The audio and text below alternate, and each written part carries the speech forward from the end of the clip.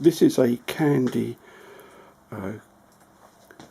GCC 590 model. It's 9 kilograms, and it's not working properly. When you turn it on, it just hums.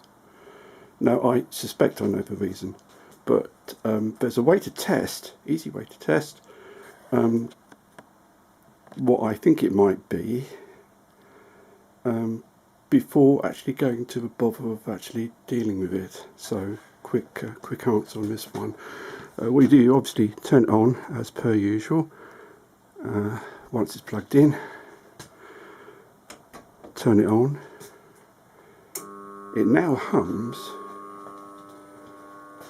What I'm going to do very carefully,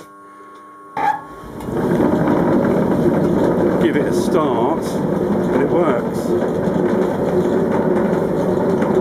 So this immediately tells me that what I suspect is a problem, being the capacitor, is actually it. So I now know what next to do. I might do that as another video, by the way. Well, that's one way you can quickly see or pin down what might be the problem. And